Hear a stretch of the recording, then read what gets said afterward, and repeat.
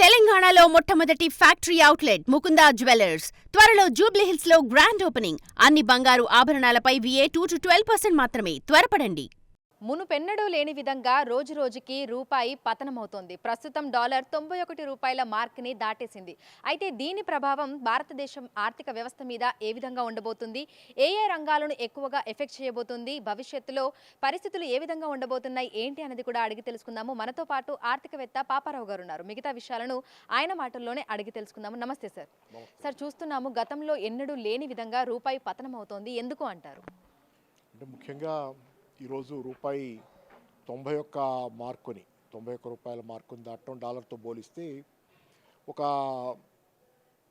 Important పరిస్థితి. ఈ సందర్భంలో రూపాయి పతనం గురించి చర్చ భారీ ఎత్తున జరుగుతుంది. దీనికి అనేక కారణాలు ఉన్నాయి. ప్రధానంగా ఈరోజు ఏ కరెన్సీ విలువనైనా ఎలా చూస్తామంటే దానికి ఉన్న డిమాండ్ని బట్టి. ప్రపంచంలో ఈరోజు కరెన్సీ విలువని గతంలో లాగా డాలర్తో పెగ్ చేయటం అనేది ఉండేది. గతంలో 1971 దాకా కూడా డాలర్తో కేంద్ర బ్యాంకులు, ఇండియా కేంద్ర బ్యాంకు, అమెరికా కేంద్ర బ్యాంకు ముడిపెట్టుకుని ఉండేవి. ముడిపెట్టడం అంటే ఒక రేటు ఫిక్స్ చేసుకొని ఆ రేటు కొనసాగేది కొంతకాలం పాటు. మారిన పరిస్థితుల తర్వాత పరిస్థితులు మారితే కనుక మళ్ళీ కొత్తగా ఆ రేటు పెగ్గింగ్ అనేది చేసుకునేవాళ్ళు, మార్చుకునేవాళ్ళు. కానీ ఇప్పుడు అలా కాదు. నిత్యం ఆన్లైన్ ఇది వచ్చిన తర్వాత నానో సెకండ్ వేగంతో మార్పులు జరుగుతున్నప్పుడు ఏ క్షణానికి ఆ క్షణం కరెన్సీ విలువలు మారుతున్నాయి. ఈ కరెన్సీ విలువ మారటం వెనక ప్రధానంగా ఉండేది ఏంటంటే ఆ కరెన్సీకి ఉన్న డిమాండ్. ఆ డిమాండ్ దేని మీద ఆధారపడి ఉంటుందంటే ఆ దేశం తాలూకు ఆర్థిక వ్యవస్థ తాలూకు బలం మీద ఆధారపడి ఉంటుంది. భారత ఆర్థిక వ్యవస్థ బలంగా ఉంటే భారత రూపాయికి ఆదరణ, బలం ఎక్కువ ఉంటాయి. ఉదాహరణకి ఇప్పుడు మనం తీసుకుంటే ఒక సందిగ్ధ పరిస్థితి కూడా ఉంది ఇప్పుడు అంతర్జాతీయంగా. ఇవాళ అమెరికాతో మనకి వాణిజ్య చర్చలు జరుగుతున్నాయి. బయలేటరల్ ట్రేడ్ అగ్రిమెంట్, ద్వైపాక్షిక వాణిజ్య ఒప్పందం కోసం. ఈ ఒప్పందం కనుక కుదురుద్దా లేదా అనేది మనకి చాలా ఇంపార్టెంట్. ఎందుకంటే నెంబర్ 1 ట్రేడ్ పార్ట్నర్, భారతదేశానికి అత్యంత కీలకమైన వాణిజ్య భాగస్వామి అమెరికా. మన ఎగుమతుల్లో 18% దాకా అమెరికాకే ఉన్నాయి. చాలా కీలకమైన, అంటే ఒక రకంగా 5వ వంతు మన ఎగుమతులు అమెరికాకే ఉన్నాయి. కాబట్టి అమెరికా మీద మనం చాలా పెద్ద ఎత్తున మార్కెట్ మీద ఆధారపడి ఉన్నాం. కాబట్టి ఈ వాణిజ్య ఒప్పందం కుదరటం మనకి ఇంపార్టెంట్. అది కూడా ముఖ్యంగా ట్రంప్ 50% టారిఫ్లు వేసి భారత వాణిజ్యాన్ని నష్టపరిచే విధంగా నిర్ణయం తీసుకోవటం వల్ల మన ఎగుమతులు దెబ్బతింటం అనే క్రమంలో దానివల్ల మనకి వాణిజ్య సమతుల్యత దెబ్బతింటుంది. మన ఎగుమతులు దెబ్బతింటాం, దిగుమతులు మాత్రం యథావిధిగా కొనసాగటం వల్ల మనకి ఇంబ్యాలెన్స్, ట్రేడ్లో ఇంబ్యాలెన్స్ వస్తుంది, నెగటివ్ ట్రేడ్ బ్యాలెన్స్ ఉంటుంది. అంటే మనకి వచ్చే డబ్బు కంటే పోయే డబ్బు ఎక్కువ ఉంటుంది విదేశీ మార్గంలో. సో దానివల్ల కూడా రూపాయి పతనం అవుద్ది. ఇప్పుడు ఈ సందిగ్ధ వాతావరణం, వాణిజ్య ఒప్పందం ఎప్పుడు కుదురుద్ది, ఏంటి, ఎలా కుదురుద్ది అనే ప్రశ్నల మీద ఈరోజు రూపాయి పతనం కూడా కొంత ఉంది, వెయిట్ అండ్ వాచ్ మోడ్లో. రెండోది ప్రధానంగా మనం చూసుకునేటట్లయితే ఈ డిమాండ్ అండ్ సప్లై కోణ నుంచి చూస్తే కనుక మన భారత షేర్ మార్కెట్లు పతనంలో ఉన్నాయి ఈరోజు. భారత షేర్ మార్కెట్ పత్రం అంటే మీరు షేర్ మార్కెట్లు గత సంవత్సర కాలంగా, పోయిన సంవత్సరం సెప్టెంబర్ నుంచి దరిదాపుగా ఎదుగులేదు, బొదుగులేదు, మొత్తం మీద ఓవరాల్ నెగిటివ్ టెండెన్సీస్ చాలాసార్లు కనపడుతున్నాయి. దీనివల్ల ఏమవుతుంది, ఇందులో కూడా ముఖ్యంగా ఏం జరుగుతుందంటే విదేశీ పెట్టుబడిదారులు ఎవరైతే ఫారిన్ పోర్ట్ఫోలియో ఇన్వెస్టర్లు అంటామో, విదేశీ పెట్టుబడిదారులు ఎవరైతే షేర్ మార్కెట్లో పెట్టుబడులు పెడతారో వాళ్ళు పెద్ద ఎత్తున తమ పెట్టుబడులని గత అనేక మాసాలుగా వెనక్కి తీసుకుని వెళ్ళిపోతున్నారు. వాళ్ళు కొత్తగా పెట్టుబడులు పెట్టకపోగా ఉన్న పెట్టుబడులు భారత మార్కెట్లో అమ్మేస్తున్నారు. దానివల్ల భారత రూపాయికి డిమాండ్ తగ్గుతుంది. ఎలాగంటే వాళ్ళు ఇక్కడికి వచ్చేటప్పుడు పెట్టుబడి పెట్టేటప్పుడు ఏం చేస్తారంటే భారత మార్కెట్ బాగుందనుకుంటే షేర్ మార్కెట్, వాళ్ళు పెట్టుబడి పెట్టేటప్పుడు వాళ్ళ కరెన్సీ తెస్తారు. అది పౌండ్ కావచ్చు, డాలర్ కావచ్చు, లేకపోతే ఇంకో కరెన్సీ కావచ్చు. విదేశీ కరెన్సీ తెచ్చి భారతదేశ మార్కెట్లో వాళ్ళు షేర్లు కొనాలని చూస్తారు. కానీ విదేశీ కరెన్సీకి భారత షేర్లు అమ్మరు కాబట్టి దాన్ని రూపాయల్లోకి మార్చుకుంటారు. వాళ్ళ కరెన్సీని డాలర్ని అమ్మేసి ఇక్కడికి వచ్చినప్పుడు వాళ్ళు రూపాయలుగా మార్చుకొని భారత షేర్ మార్కెట్లో షేర్లు కొంటారు. అంటే ఆ ప్రాసెస్లో ఏమవుతుందంటే డాలర్ని అమ్మేస్తున్నారు, వాళ్ళు రూపాయిని కొంటున్నారు. అంటే రూపాయికి డిమాండ్ వస్తుంది, డాలర్ డిమాండ్ పడిపోతుంది. They are rejecting or discarding dollar and asking for the rupee. అట్లా రూపాయికి డిమాండ్ పెరగటం వల్ల రూపాయి ధర విలువ పెరుగుద్ది. కానీ ఇప్పుడు ఏం జరుగుతుందంటే వాళ్ళు విదేశీ పెట్టుబడిదారులు విదేశీ వాళ్ళ పెట్టుబడుల్ని ఇక్కడి నుంచి ఉపసంహరించుకుంటున్నారు. అంటే ఇక్కడ అమ్మేస్తున్నారు షేర్లు.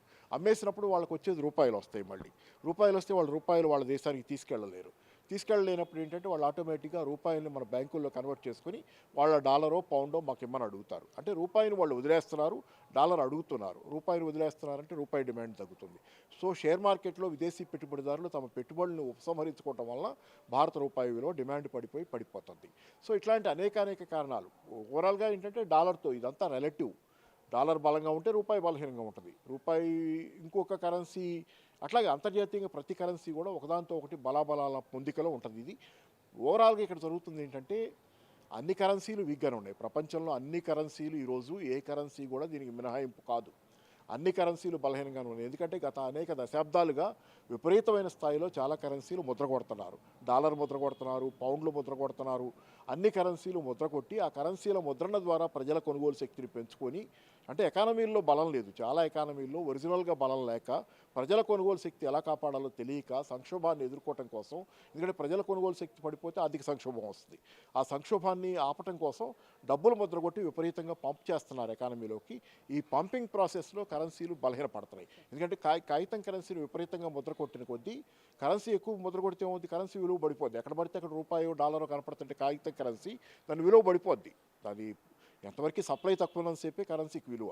కాబట్టి కరెన్సీల విలువ పడిపోవటం వెనక ప్రపంచంలో అన్ని కరెన్సీలది కారణం వాటిని ముద్రగొట్టడం విపరీతంగా. ఈ ప్రాసెస్లో అమెరికా డాలరు బలహీనపడింది, కానీ మనం కూడా బలహీనపడ్డాం. కానీ మన బలహీనత ఎందుకు కనపడుతుందంటే వాళ్ళకంటే మనం ఎక్కువ బలహీనంగా ఉన్నాం. ఉదాహరణకు ఒక లోతైన బావిలో అగాధంలోకి ఈ కరెన్సీలన్నీ పడిపోతున్నాయి అనుకుందాం. అన్నీ బలహీనపడతా కిందకి పడిపోతున్నాయి. కానీ దీనిలో ఏదైతే అగాధానికి దగ్గరగా లోపలికి ఎక్కువ పడిందో అది బలహీనంగా ఉన్నట్లు, తక్కువ పడినది బలంగా ఉన్నట్లు. అంతేగాని కరెన్సీలు అన్నీ పడుతున్నాయి, కరెన్సీల విలువలు అన్నీ తగ్గుతున్నాయి. ఎక్కువ పతనమైన కరెన్సీల్లో అగాధంలో ఎక్కువ పతనం అది రూపాయి జరుగుతుంది. అదే ఆసియా కరెన్సీల్లో వీకెస్ట్ పర్ఫార్మింగ్ డాలర్కి ఎగనెస్ట్గా రూపాయి అత్యంత బలహీనంగా ఉంది డాలర్తో పోలిస్తే రూపాయి.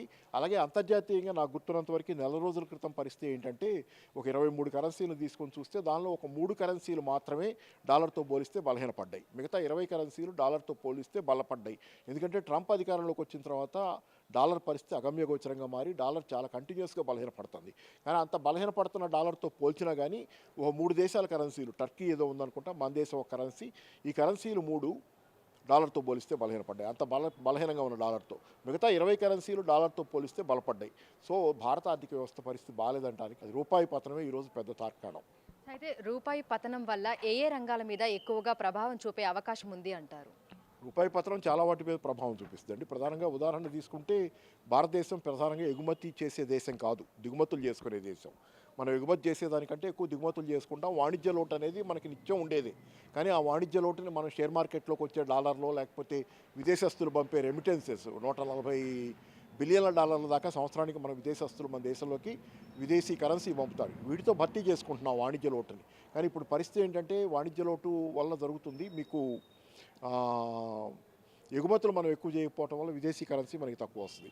ఆ ఎగుమతులు చేసేటప్పుడు ఏమవుద్దంటే మన మామూలుగా తర్కం ఏంటంటే వీడు చెప్పేది మనం ఎక్కువ అదే ఏదైనా కానీ ఎగుమతులు చేసినప్పుడు మనకి కరెన్సీ బలహీనంగా ఉంటే ఉపయోగం అని.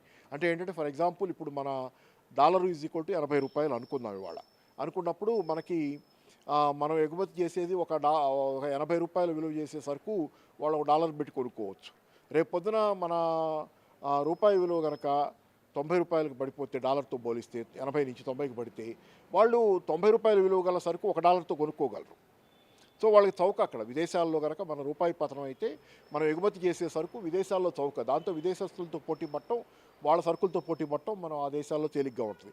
కాబట్టి మన కరెన్సీ విలువ పడిపోవటం విదేశాల్లో మనకు ఉపయోగం ఎగుమతులకని చెబుతారు. కానీ అది ఎప్పుడు ఉపయోగం మనకి, మనం ఎక్కువ ఎగుమతులు చేసే దేశం అయితే మనకు ఉపయోగం. కానీ మనం ఎక్కువ దిగుమతులు చేసుకునే దేశం. చాలా దేశాల నుంచి మనం చాలా సరుకులు, ఉదాహరణ ముడి చమురు దిగుమతి చేసుకుంటాం, బంగారం దిగుమతి చేసుకుంటాం, ఎరువులు దిగుమతి చేసుకుంటాం, వంట నూనెలు దిగుమతి చేసుకుంటాం, పప్పు ధాన్యాలు దిగుమతి చేసుకుంటాం. ఇట్లా పలు రకాలైనటువంటి సరుకులు మనం దిగుమతి చేసుకుంటాం. మన ఎగుమతుల కంటే మన దిగుమతులు ఎక్కువ. అట్లాంటప్పుడు మనం దిగుమతి చేసుకునే పరిస్థితి ఏమవుద్ది, మన రూపాయి విలువ పడిపోతే ఎక్కువ రూపాయలు ఇచ్చి కొనాలి బయట నుంచి వచ్చే సరుకుని. అంతకుముందు డాలర్ ఈజ్ ఈక్వల్ టు 80 అయితే 80 రూపాయలు ఇచ్చుకునే సరుకుని మనం ఇవాళ 90 రూపాయలు ఇచ్చుకోవాలి, 90కి పత్రం అయితే. కాబట్టి మనం ఎక్కువ ఖర్చు పెట్టాలి. కాబట్టి అంటే ఈ ఎగుమతులు దిగుమతుల్లో మనకి బ్యాలెన్స్ ఇటు ఉంది కాబట్టి మనకి అది ఇబ్బంది ఉంది. మనకి రెండోది అదే ఎగుమతులు చేసే దేశం అయితే కనుక చైనా లాంటి దేశం బాగా భారీ ఎత్తున ఎగుమతులు చేస్తే తక్కువ దిగుమతి చేసుకుంటుంది. వాళ్ళ కరెన్సీ విలువ బలహీనంగా అంటే ఉపయోగం. కానీ మనకు కాదు అది. మనకేమవుద్దంటే దిగుమతులు ఖరీదైనగా మారితే దేశీయ ప్రజల మీద ధరాభారం పెరుగుద్ది. ముడి చమురు ధర పెరిగితే ఆటోమేటిక్గా డీజిల్ ధర పెరిగింది అనుకోండి, రవాణా ఛార్జీలు పెరిగితే అది రిఫ్లెక్ట్ అయ్యేది మళ్ళీ ప్రజల కొనుగోలు శక్తి మీద రిఫ్లెక్ట్ అవుద్ది. ఎందుకంటే మార్కెట్లో ధరలన్నీ పెరుగుతాయి. అలాగే మనం దిగుమతి చేసుకునే వంట నూనెల ధరలు పెరగటం, ఫెర్టిలైజర్ల ధర పెరగటం, ముడి చమురు, ఇది బంగారం కూడా పెరుగుతుంది. ఒక కారణం రూపాయి విలువ పత్రం, అంతర్జాతీయ కారణాలు వేరే ఉన్నాయి. సో ఓవరాల్గా ఏంటంటే మనకి ధరలు పెరగటం అనేది, దేశంలో ప్రజల కొనుగోలు శక్తి పడిపోవటం అనేది కూడా ఈ ఎగుమతుల్లో అసమతుల్యత తాలూకు రూపాయి విలువ బలహీనతలో రిఫ్లెక్ట్ అవుతుంది. అయితే మనకి భవిష్యత్తులో పరిస్థితి ఏ విధంగా? అలాగే ఇంకో ముక్క, టూరిజం. ఇప్పుడు మన దేశ విద్యార్థులు విదేశాల్లో చదువుకుంటున్నారు. విదేశాల్లో చదువుకుంటున్న విద్యార్థులు ఇక్కడ నుంచి వాళ్ళు రూపాయల్లో తీసుకెళ్ళి అక్కడ డాలర్లుగా మార్చుకొని ఆ చదువు చేసుకుంటారు. మరి ఆటోమేటిక్గా ఎక్కువ డాలర్లు కట్టాలి వాళ్ళు. అక్కడ చదువు ఖరీదైందిగా మారుద్ది. విదేశీ చదువుకోవాలంటే ఎక్కువ అప్పులు తీసుకోవాలి, ఇక్కడ ఎక్కువ ఖర్చు పెట్టాలి అక్కడ. అలాగే తల్లిదండ్రులు పిల్లలకి ఈ మధ్యకాలంలో అమెరికాలో పార్ట్ టైం జాబులు చేసుకునే అవకాశం పోయింది. వాళ్ళు అక్కడ చిన్న చిన్న ఉద్యోగాలు చేసుకునే అవకాశం పోయి వాళ్ళు తల్లిదండ్రుల మీద ఆధారపడుతున్నారు. భారతదేశం నుంచి వచ్చే డబ్బు తీసుకొని అక్కడ మెయింటెనెన్స్ చేసుకుంటున్నారు. నెలకి ₹1,00,000 దాకా ఖర్చు అవుతుందని అంచనా. ఇదంతా పెరుగుద్ది. ఎందుకంటే ₹1,00,000 గతంలో మీరు ఇన్ని డాలర్లను ఇస్తే సరిపోయేది. ఈరోజు రూపాయి విలువ పడిపోయినప్పుడు ఎక్కువ డాలర్లు కావాలంటే ఎక్కువ రూపాయలు ఖర్చు పెడితే కానీ ఆ $1,00,000 ₹1,00,000 మీరు అక్కడ జమ చేసుకోలేరు. కాబట్టి ఓవరాల్గా ఏంటంటే చాలా రకాల ఇబ్బంది. విదేశీ టూరిజానికి కూడా ఇబ్బంది. లేకపోతే పిల్లల్ని చూడటానికి అమెరికా వెళ్ళేవాళ్ళు, వేరే దేశాల వాళ్ళకి వెళ్ళే వాళ్ళకి కూడా ఖర్చు పెరుగుద్ది. ఇది ధరాభారం పెరగడానికి, దేశంలో సమస్యలు పెరగడానికి కారణం అవుద్ది. సరే, అయితే ప్రస్తుతం డాలర్ చూసుకుంటే ₹91 ఉంది. రూపాయి ఇంకా పతనం అవుతూనే ఉంది. అయితే ఇది 100 మార్క్ని క్రాస్ చేస్తుంది అని అంటారా? భవిష్యత్తులో ఏ విధంగా ఉండొచ్చు అంటారు? మళ్ళీ రూపాయి నిలదొక్కుంటుందా, లేదంటే ఈ పతనం ఇదే విధంగా కొనసాగే అవకాశం ఉందా? భారత ఆర్థిక వ్యవస్థ నిలదొక్కోకుండా భారత రూపాయి నిలదొక్కోవటం అనేది లేదు. అందరూ బలహీనంగానే ఉన్నారు, కానీ దానిలో మనం ఇంకా బలహీనంగా ఉన్నామని చెప్పింది అది. కాబట్టి భారత ఆర్థిక వ్యవస్థను నిలబెట్టుకునే విధంగా చేసే విధానాలు భారత ప్రభుత్వం తీసుకోవాలి. ఉదాహరణ, భారత ఆర్థిక వ్యవస్థలో మేజర్ బలహీనత ఏంటి? ఈరోజు ప్రజల కొనుగోలు శక్తి దారుణంగా పతనం అయిపోయింది. ద్రవ్యోల్బణం కారణంగా కానీ, నిరుద్యోగం కారణంగా కానీ సమస్యలు పెరుగుతున్నాయి జనాలకి. ప్రజల కొనుగోలు శక్తి పడిపోయినప్పుడు మార్కెట్లో ఎకానమీ బలంగా ఎలా ఉంటుంది? ఎకానమీ బలంగా లేనప్పుడు పరిశ్రమలకు లాభాలు ఎలా వస్తాయి? పరిశ్రమలకు లాభాలు రానప్పుడు షేర్ మార్కెట్లో షేర్ల విలువ, షేర్ల విలువ పెరగదు కదా, పడిపోద్ది. వాటికి నష్టాలు లాభాలు తగ్గినప్పుడు షేర్ల విలువ పడుద్ది. ఇలా రకరకాలుగా భారత ఆర్థిక వ్యవస్థలో ఇన్ని బలహీనతలు ఉన్నాయి. దీనికి కారణం ప్రధానంగా ఈరోజు భారతదేశంలో ఉన్నటువంటి బీజేపీ ప్రభుత్వం. ఈ బీజేపీ ప్రభుత్వ విధానాలు ఏంటి? డిమానిటైజేషన్ చేస్తే అది ఎవరికి ఉపయోగపడింది? డిమానిటైజేషన్ క్రమంలో సామాన్య జనం నష్టపోయారు. దాంతోపాటుగా కార్పొరేట్లు లాభపడ్డాయి. దాంతోపాటు మీడియం అండ్ స్మాల్ ఎంటర్ప్రైజెస్, చిన్న వ్యాపారస్తులు, చిన్న పారిశ్రామికవేత్తలు దెబ్బతిన్నారు. దీనివల్ల భారత ఆర్థిక వ్యవస్థ బలహీనపడింది. అలాగే జీఎస్టీ వచ్చిన తర్వాత ఏమైంది? జీఎస్టీ వల్ల భారత ఆర్థిక వ్యవస్థలో చిన్న మధ్య తరహా పరిశ్రమలు, వ్యాపారస్తులు దెబ్బతిన్నారు. దీనివల్ల భారత ఆర్థిక వ్యవస్థ దెబ్బతింది. ఇలా అనేక విధానాలు, కోవిడ్ కాలంలో అనుసరించిన విధానాలు కూడా, ఏ విధానాలైనా భారత ప్రభుత్వం ఈరోజు అనుసరిస్తున్న విధానాలు కార్పొరేట్లు, ధనవంతులకు అనుకూలంగా ఉన్నాయి, సామాన్య జనాన్ని నష్టపరిచేవి ఉన్నాయి. చిన్న ఉదాహరణ చెబుతా. కార్పొరేట్ ట్యాక్స్ వీళ్ళు 2018లో 10% ఒకే రోజు తగ్గించారు. అంటే 32% సుమారుగా ఉన్నది 22%కి కార్పొరేట్ ట్యాక్స్ తగ్గించారు. కానీ నిన్న మొన్నటిదాకా ఏదో జీఎస్టీ తగ్గించినటువంటి డ్రామా ఒకటి నడుస్తుంది, కానీ ఇప్పటికి కూడా జీఎస్టీ ఎక్కువగానే ఉంది. నిన్న మొన్నటిదాకా జీఎస్టీ విపరీతంగా నిత్యావసరాల మీద, గోధుమలు, బియ్యం, కనపడ్డ ప్రధాని మీద, పాలు, మజ్జిగ, అన్నిటి మీద జీఎస్టీ వేసి జనాల దగ్గర నుంచి వేల కోట్లు జనాలు గోల్డ్ ఓడబెక్కారు. వీళ్ళ కొనుగోలు శక్తి పట్టణం అవుద్ది కదా ఆటోమేటిక్గా. సో ఇట్లాంటి భారత ప్రభుత్వ విధానాలు, ధనవంతుల అనుకూల విధానాలు, పేద ప్రజలు నష్టపరిచే విధానాలు భారతదేశ మార్కెట్లో డిమాండ్ లేకుండా చేస్తున్నాయి, ప్రజలు నష్టపోయేలా చేస్తున్నాయి. కాబట్టి ఈ విధానాలు మారినంత వరకు దేశీయ డిమాండ్ను సృష్టించడానికి జనం చేతిలో డబ్బు పెట్టాలి, కార్పొరేట్ల చేతిలో కాదు అనే ఆలోచన ప్రభుత్వానికి వచ్చేంత వరకు ఇది మారదు. ఈ ప్రభుత్వ స్వభావం దృష్ట్యా అది చేయదు. ఎందుకంటే ఇది వ్యాపారస్తుల పార్టీ, ధనవంతుల పార్టీ, కార్పొరేట్ల పార్టీ. కాబట్టి బీజేపీ ప్రభుత్వం ఎట్టి పరిస్థితుల్లో తన విధానాలను మార్చుకోదు. అప్పుడప్పుడు చిన్న డ్రామాలు నడుస్తాయి. ధరలు తగ్గించినట్టు, జీఎస్టీ ఏదో కోతలు పెట్టినట్టు, ఇంకా కావాలంటే రేపు పొద్దున పెట్రోల్ మీద ఎక్సైజ్ డ్యూటీ ఇంకోసారి తగ్గించామంటారు తప్పితే వీళ్ళు ధనవంతుల అనుకూల విధానాలు వీళ్ళు వదులుకోరు. అధికారాన్ని వదులుకుంటారు కానీ ధనవంతుల అనుకూల విధానాలు వదులుకోరు. కాబట్టి ఈ ప్రభుత్వం ఉండగా ఎట్టి పరిస్థితుల్లో ప్రజల కొనుగోలు శక్తి పెరిగే అవకాశాలు లేవు. మీరు అడిగిన 100 దాటుద్దంటే ఇలాగే విధానాలు ఉంటే 100 కాదు, ఎక్కడికైనా పోవచ్చు. అది సరే, ఇందుకు సంబంధించి ఆర్బీఐ ఏం చేస్తుంది అంటారు? ఎలాంటి ప్రణాళికలను రూపొందిస్తుంది అంటారు? ఆర్బీఐ చేయగలిగింది ఏముందమ్మా? రూపాయి పతనం అవుతున్నప్పుడు అప్పుడప్పుడు డాలర్లు అమ్మేసి, ఆర్బీఐ దగ్గర డాలర్లు ఉన్నాయి కదా, ఒక $700 బిలియన్ల దాకా విదేశీ మార్గం ఉంది. దానిలో మేజర్గా డాలర్లు ఉంటాయి. ఆ డాలర్లు అమ్ముద్ది. రూపాయి విలువ పతనం కాగానే రూపాయిని కొంటది, మార్కెట్లోకి వచ్చి రూపాయి కొంటది రిజర్వ్ బ్యాంక్. రూపాయి కొన్నప్పుడు ఆర్టిఫిషియల్గా రూపాయికి డిమాండ్ క్రియేట్ చేస్తారు. ఎక్కువ పతనం కాకుండా రూపాయి మరీ దారుణంగా ఒకే రోజు ₹3, ₹2 కాకుండా అంతవరకు ఆపుతున్నారు. ఆర్బీఐ అంతకంటే చేయగలిగింది ఏముంది? ప్రభుత్వ విధానాలు సహకరించినప్పుడు ఆర్బీఐ కూడా చేయగలిగింది ఏమీ లేదు.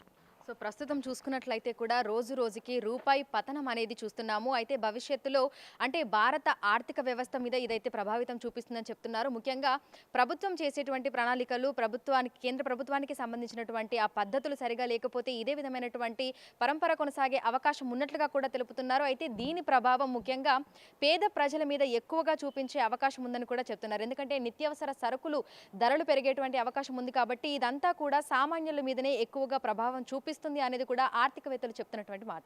వీడియో జర్నలిస్ట్ ప్రసాద్తో అంజుమ, బిగ్ టీవీ, హైదరాబాద్.